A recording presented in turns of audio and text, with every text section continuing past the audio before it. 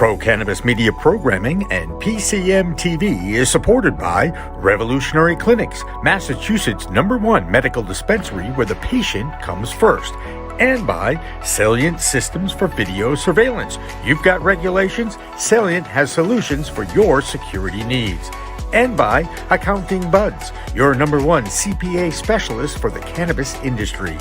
And by Artery Pay, easy, cheap, fun, and legal, just like cannabis should be. All right, welcome back to Green Rush Live here at Pro Cannabis Media. I'm Jimmy Young, and I'm always joined by my good friend, David Rabinowitz. And there he is. And we're so happy to have other friends in our Zoom room this afternoon so we can talk a little bit about this federal bill and what's going on in the world of cannabis. One shouldn't need too much introduction for those who may perhaps follow Pro Cannabis Media, and our subscriber base is growing exponentially every day. We appreciate that. Tara Misu Sargente runs the Blazin Bakery. That's the name of her show. She joins us from New Jersey. And as we like to do on all of our Pro Cannabis Media programs, we like to go coast to coast. So who better to reach out to than in the great Northwest, the editor of Leafly.com. It's Bruce Barcott and the author of Weed the People. Bruce, thank you again for coming in today. Great to be back here, Jimmy. So I'm going to start with you, Bruce, right off the bat. What's your reaction to the federal bill? I mean, there are a lot of things out there. It's really a home run, but I think everybody recognizes that you start there in a negotiation and hopefully somewhere you live in the middle or leaning one way or the other. How do you see this going? I was actually pleasantly surprised with the bill to see when it came out, all 163 pages of it. It was so funny when it came out, all of us were just like scrambling to read through it and everything. But, a lot of the social justice measures were in it. It basically struck me as sort of the MORE Act Plus or the MORE Act 2.0. A lot of things from the MORE Act were embedded in the new consumer bill. But I think one of the things that immediately was a concern for a lot of folks in the cannabis industry is that federal tax rate, which starts at 10%, but then ramps up to 25%. And that is like, we knew there was going to be some sort of federal tax. But to me, that's a little concerning given that state taxes are already very high. And one of the goals here is to move people from the illicit market where it's untaxed to the licensed market where, we all need to pay a bit of tax. That's right. And of course, everybody wants to get their piece of the pie or the piece of their bud, Bruce. So, isn't that what the political game's all about? But Tara, he mentioned Senator Cory Booker, who comes from New Jersey, your neck of the woods. He is adamant about making this a social justice bill, not just about the banking, and, actually took a little heat for his passion. What's your reaction to Senator Booker and how passionate he is about that? Yes, and to also build on what Bruce said, I feel like if 25% is where someone wants to end up, we do need to get rid of the illicit or the legacy market, however you want to refer to it, but we do want people in a regulated market getting clean products. And I think the way to do that is to start out slow with the tax, and if we want to increase it, but really if we start out high, I think we're just going to drive that market. But so what's going on in New Jersey, I've seen happen before in New Jersey, what's going on with Cory Booker, I should say, is, we had legalization we wanted to get across the line. And the decriminalization bill was kind of simultaneously on the table. And what everyone said is, don't support the decrim bill because what people are going to say is that's good enough. And then that's going to hurt legalization because the people who are on the fence, we're not giving them an all or nothing choice anymore. We're saying, let's keep it completely illegal or let's legalize. But if we give them the soft kind of decrim, some people are going to do that. We might not get our majority. So I feel like that's what he is saying with this. I always come from a position of progress, not perfection. I think anything we're doing to move the industry along benefits everyone. And something they're saying is, well, if we only do the more, the MORE Act, the safe banking, whatever, the financial end of this, giving us banking in the industry, then we're going to just support big business. But I don't think that's true. In a lot of ways, small businesses get hit even harder with these tax laws because they don't have the backing. So I understand what he's doing. He wants an all or nothing. We get social justice. We get the full bill. If we just give people banking, it's going to soften our case. So while I do understand the game they're playing, I think when we play these games, it does end up hurting people in the long run. I'm optimistic for the bill, as I always am, but cautiously optimistic, where I think something like a banking bill will probably hit critical mass now to go across the line. So it's a little disappointing to see that delayed. Bruce, what was your reaction to Cory Booker's in the news conference, basically saying he would lay down to make sure that it's not just the banking bill? I actually like that. So did I. And here's why. I think that 3 years ago, I remember when advocates in New York State came out and very strongly said, you know what, no legalization without equity measures in the bill. And that was a little bit daring. And I remember like writing and editing articles on that at the time. And it was like, oh, wow, that's bold. I don't know if they'll get it or not. Well, 3 years later, essentially that's become the standard. And I think that needs to we need to maintain that standard and move it forward a little bit. If we essentially pass this, Booker-Schumer bill, that essentially takes away a lot of the banking issues. And one of the things that it also takes away is that IRS Rule 280E, which just kills businesses like Tara's. And one of the things I've heard talk about is whether the removal of 280E might offset in a little way that high federal tax. I still don't think it should be that high on the federal tax side. But that's an interesting sort of balance that in terms of the business owners and people who are making payrolls every week might see a little bit of balanced benefit there. Yeah. And I do agree that the social justice aspect of any legalization bill is vital. I fear that we've had so many false starts on a federal level that to start getting momentum could maybe lead to where I feel like we just keep getting these blanket things that are shot down. But of course, and that was a huge part of New Jersey bill. I think we did some really great social equity causes here, aside from set-asides, micro license. We just forwarded expungement greatly in New Jersey. So it's really important we do get those things on the federal level. But we're not even at the halfway point with legalization. So it just worries me that we won't get there in time. Uh-oh. Sorry. I got the still photo of Tara up there. Oh, no, I thought that was like a warning. Does that mean your battery's dying? No, my phone gave me an alert and it prioritized that. And you know how to do that. I went to dismiss it and it hit it. It was all right. Bruce, I want to talk to you about a specific thing in the bill which puts the onus of control under the Alcoholic Beverage Commission. Is that a comfortable federal agency for you, looking at it from a cannabis perspective?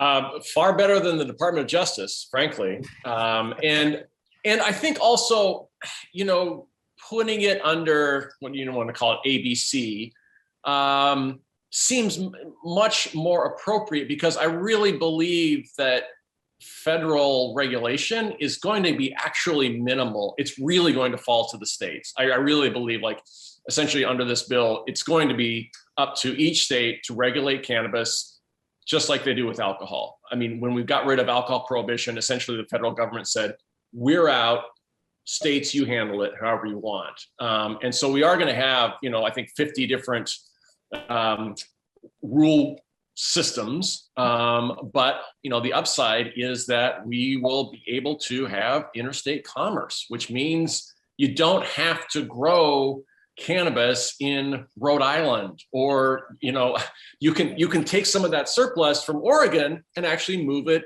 where the market is, which is will be an amazing thing. God, it sounds like capitalism. Yeah. Yeah. Right. So what's that going to do to the market when that happens? Because I've been a staunch proponent of the position that there's a lot of cultivators that are indoor cultivators that are going to go out of business. Because you can't, I don't see how, and I've listened to all the arguments. I'm just not persuaded that you can grow a plant of this size indoors economically and compete with somebody who's going to grow it outdoors. I agree. I mean, I agree. And at the same, and I am cognizant of those growers who are like legacy growers. They have put in the time and the years. At the same time, there's like the part of my brain that's like, we don't grow corn in New Jersey. It's, That's right. Right. Right. Bruce, you're so right. Dan, you're so right. I have been saying this to people. No one listens because growers are super passionate, and cultivation, everyone thinks, is the golden ring of licenses. And I tell people, no, it's not, because we're in New Jersey. We have some astronomical property taxes. You can't do it outdoor. Greenhouse is not economical. So when you're looking at indoor, then you're looking at, we don't get an agricultural tax here. It's so unsustainable. And as soon as it goes federal, I tell people we're going to be growing this down in Virginia next to the tobacco. And once it goes international, we're going to be growing this next to the cocaine in Colombia. I mean, you're already seeing cannabis conventions out in Colombia. This is not a long-term sustainable proposition, and it's a commodity. And right now, I've heard they're producing this up in Canada for a nickel a gram. So unless we're talking about ultra craft cannabis, which maybe comparing it to the liquor market, there's some room for that. I mean, I'm really pessimistic on the people who are seeking these cultivation licenses in a state like New Jersey, where the costs are just so high. Yeah. A couple of years ago, we had an issue in Massachusetts where the convenience stores wanted to change the law for carry-out liquor licenses. And carry-out liquor licenses are what controls how many marijuana stores get cited in a municipality. It's a 20% ratio.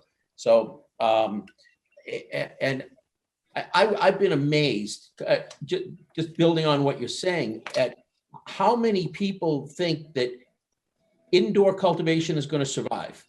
So I looked at the issue I started to talk to people in liquor stores, and I asked them on wine, because I thought it might be comparable to marijuana.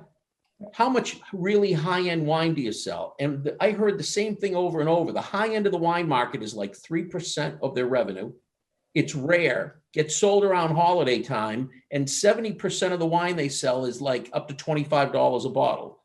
And I believe the cannabis market is going to be the same way. So the people who are growing really high-end product, I say that to folks in Massachusetts, you grow high-end product and it's a $2 billion market, you may be only looking at a $60 million segment of that market. You're not going to only have, indoor weed is incomparable cannabis to outdoor. But when we're looking at extraction, you don't need to have that high craft level. So I really just think it's going to be in places where property is dirt cheap, where you can have these 100 square foot, 1,000 square foot facilities. And it's not New Jersey. And there will be a market for craft cannabis because expensive cannabis doesn't really hit that level that expensive wine does. But so I definitely think you're right to some point. But commercial cultivation is going to get really expensive. Bruce, what's your thought on that? Yeah, I agree, and I think that we mentioned New Jersey or Virginia earlier, and my mind goes immediately to Kentucky.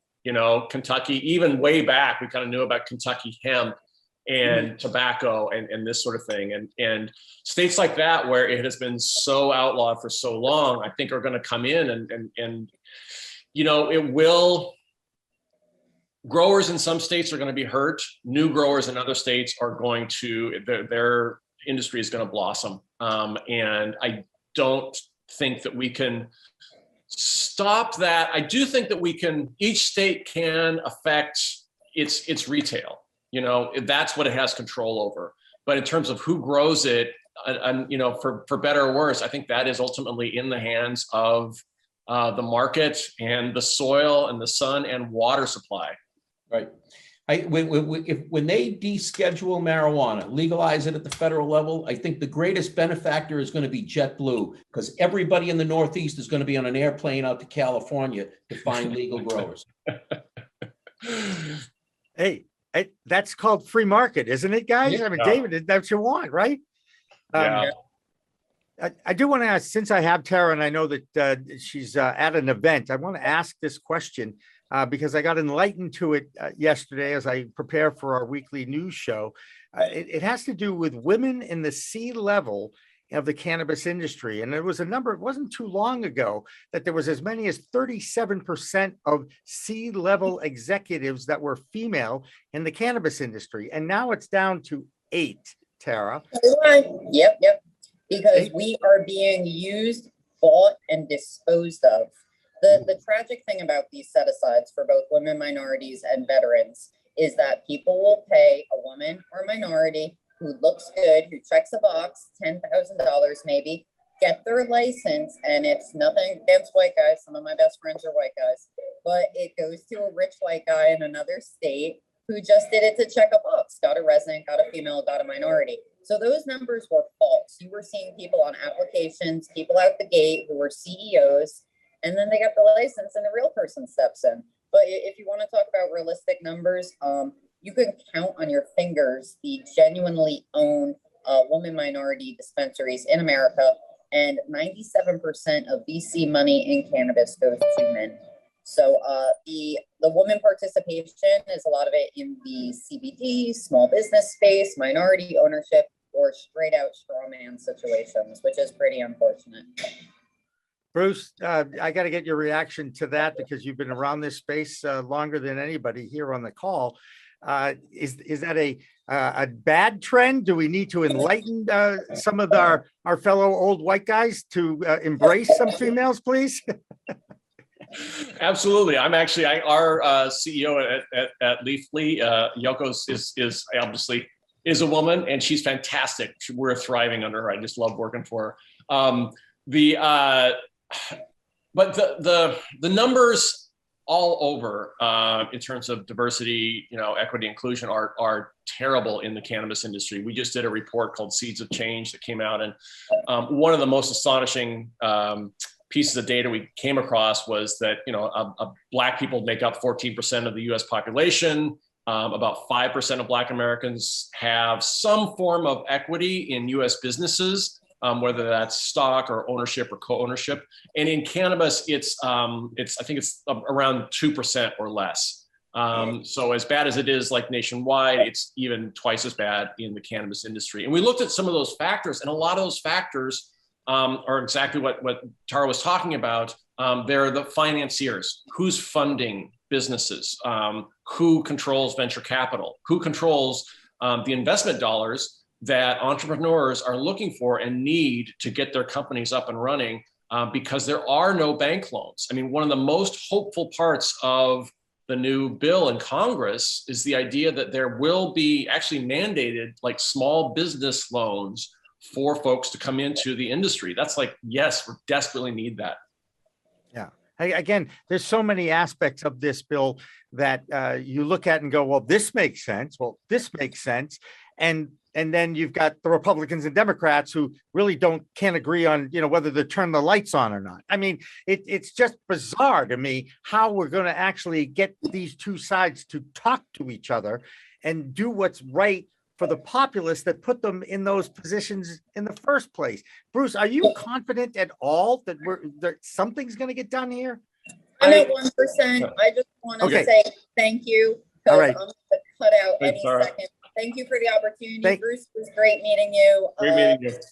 Yeah. And Tara, thank you for all your support over the last few months, and we'll continue to wave that flag for Blazin Bakery, I promise. There she goes. All right. Back to your question, Jimmy, like with Congress and this bill, this cannabis actually is one of those rare issues, and this is one of the reasons I love it so much. It's one of those rare issues where the bipartisan divide doesn't matter as much. It's still there, obviously, the red-blue divide. But I really have seen, especially we've seen it in state legislatures, you can reach individual politicians on either side of the aisle individually.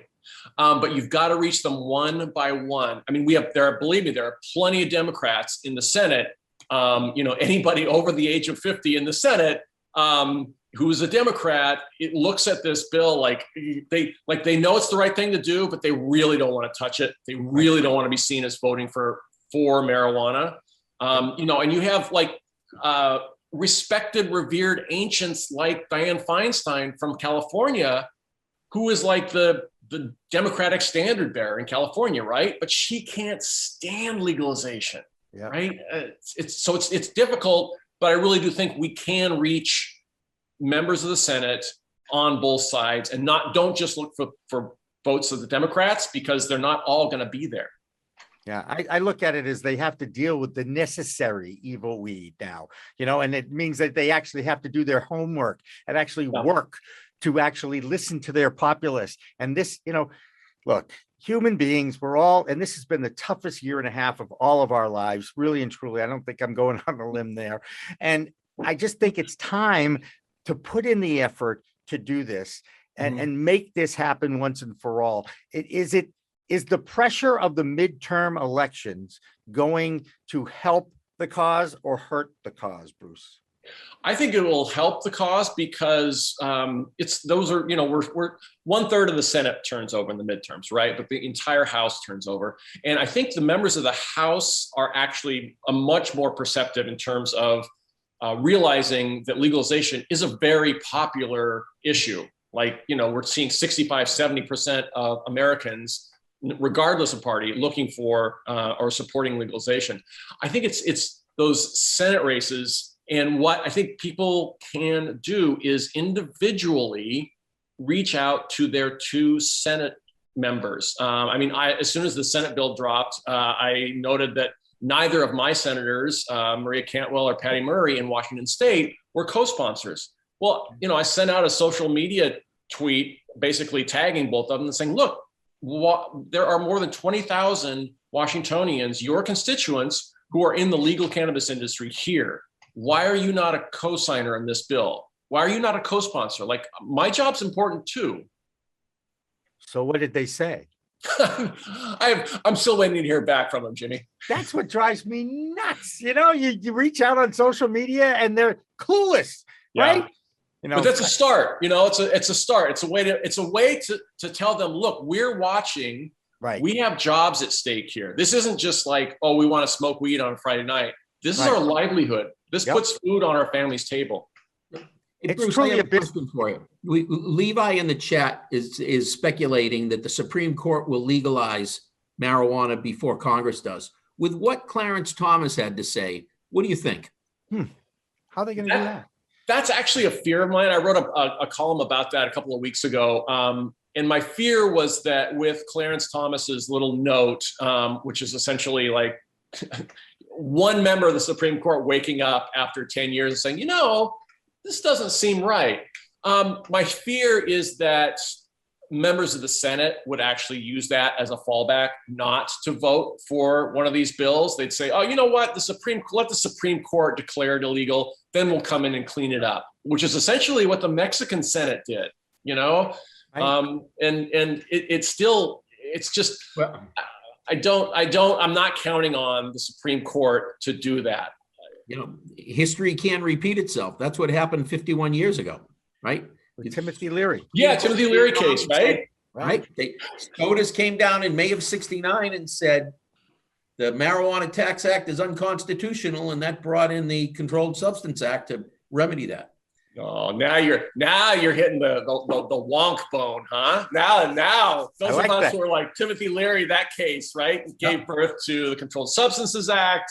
Oh, the Schaefer report. David is a historian. Schaefer report up on my screen a little while ago, where he said basically this whole thing is a farce, and not only he basically said deschedule it and don't pay attention to people who are having casual sales of small amounts. It's not worth the government's time. Right. Well, then he never got his appointment to the federal bench because Nixon was not happy with that report. Yeah. I think everyone can agree that the law enforcement community would like to be taken out of the mix here and make it decriminalized. And then that's going to save a lot of money. People aren't bringing up the fact that if you take away that from the legal system, that's going to save an awful lot of money here. And a lot of effort perhaps could go into, oh, I don't keeping an eye on the people that run around. Yeah.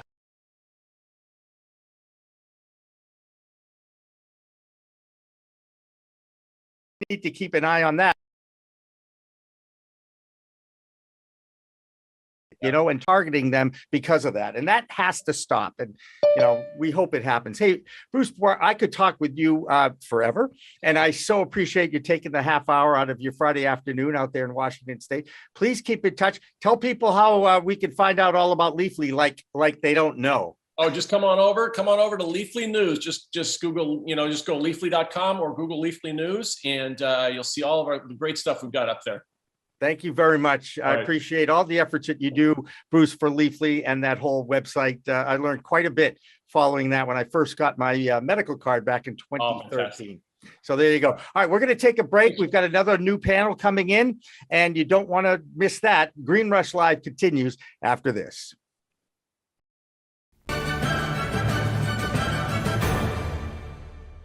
Weed Talk and In the Weeds are two productions of Pro Cannabis Media supported by Revolutionary Clinics, one of the top medical cannabis dispensaries in the Massachusetts area, now with 3 locations in Greater Boston, 2 in Cambridge and 1 on Broadway in Somerville. Rev Clinics has a patient-first mission. They will customize your needs as a medical patient with the proper titration and combination of strains, flavors, and products. Rev Clinics, where the patient comes first.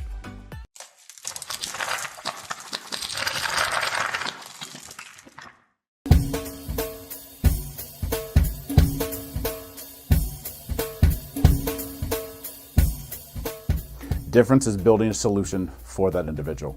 Not just a custom, here's a box, here's a video, here's how you make your VMS. We custom design and custom build every situation for exactly what the customer needs. And we keep the cost low. We have multiple tiers, as far as what you're looking at on the cost side of things. If you want a one-time, where you just pay one initial cost, we have that. If you want to maintain your system and have the highest protection and highest capabilities and highest upgrades at all times, we have different plans for you. But we scale it so it's scalable and affordable 100%.